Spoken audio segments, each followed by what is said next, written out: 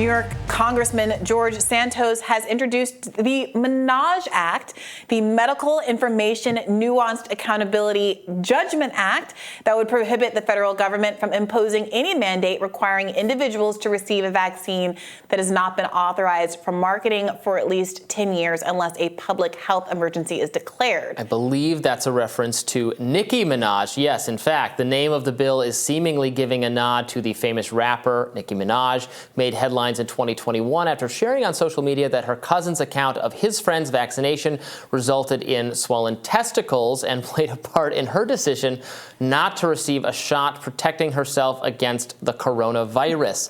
This is just damn good marketing. So, first of all, every single time someone does an act that is an acronym that actually gels, like the Pelosi Act, which was the preventing insider trading, I forget what the actual thing was. It's just, it's the sweet stuff that makes politics. You like acronym type stuff? I do. I'm an acronym kind of girl. Yeah. Exactly. But look, so if you don't remember the Nicki Minaj story, this was... I did not remember it until we just put it up on screen and I had to read it now. One of the great COVID stories. So Nicki Minaj, this was back in September of 2021, tweeted, "My cousin in Trinidad won't get the vaccine because his friend got it and became impotent. His testicles became swollen. His friend was weeks away from getting married. Now the girl called off the wedding, so just pray on it and make sure you're comfortable with your decision, not bullied."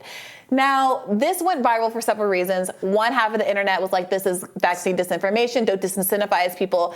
Another half of the internet said, this is obviously made up, right? Yeah. Your friend doesn't have a COVID reaction. Yeah. He might have a STI, and he's about to get married, and he's coming up with excuses, and this is obviously transparent. So this went viral because it was very humorous on that side of things. So this is more evidence that George Santos is a pop culture lover. We might all remember the TikTok where he was asked about who he thought was going to win the season of Drag Race, and he perked up and turned around and seemed to have, be ready to have a response. Although he hadn't watched this season, he said only the last season. And it seems like he's continuing this trend of really being plugged into the pop culture zeitgeist. We appreciate it as two very plugged into pop culture individuals ourselves. Although I don't think I've ever seen a single second of Drag Race. I know what the premise of it is. I've never seen it. Well, you got to get in with the program. There's a reason why it's I'm sorry. I'm behind on my reality TV, my trashy reality TV. I'm very behind on.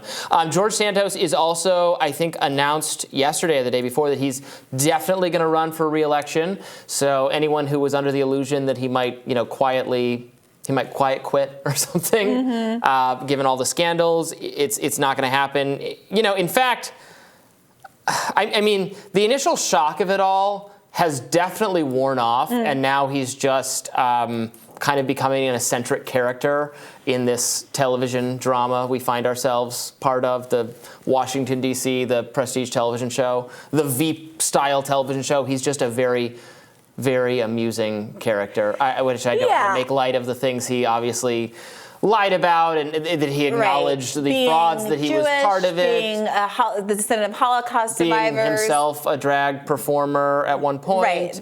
Right. Wasn't there was the dog disabled or the dog owner? Oh, yeah. He had collected money to help a dog and then seemingly pocketed the money. But who among us? He was being charged with certain, I think, financial crimes in Brazil that he escaped. So, yeah. It's a lot. But very amusing.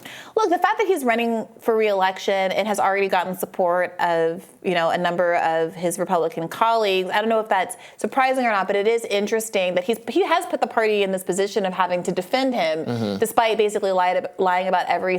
But we should discuss the substance of the bill, which I, absolutely completely unreservedly support, which is that, yes, the federal government should be prohibited from imposing vaccine requirements on individuals. Joe Biden famously did a vaccine requirement for millions of workers that was then struck down. It was done kind of through his executive order, through workplace safety standards. The Supreme Court decided he could not do that, and it was rescinded.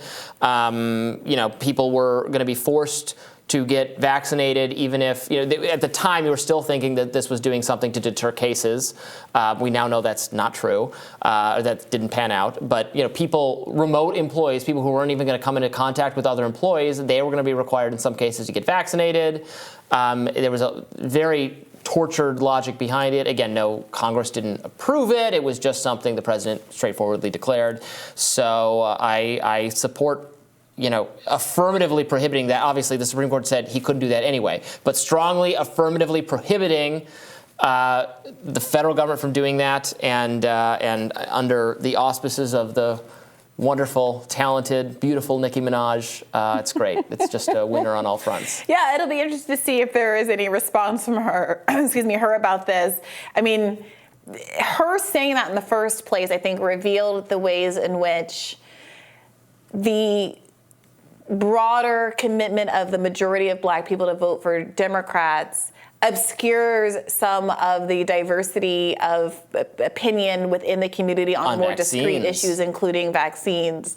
And that is part of why the reaction to her was so harsh. It was, I think, a lot of liberals who were like, kind of, how dare you step out of line on this? And at the time, it was earlier in the pandemic, I think relatively shortly after, I think the first booster round had come out, and there was a still kind of very heightened sense of fear about the direction the pandemic could take, and the feeling that anything that would discourage, in particular, Black folks from getting vaccinated was especially harmful. And it is interesting to look back at now and to wonder whether or not there is actually, there might be some significant appetite across the political spectrum and across the racial spectrum for a bill like DeSantis's, and if he's really put his finger on something here. Yeah, I think he has. I wish more members of Congress would adopt this same attitude. So we'll have to see. And we'll have more Rising right after this.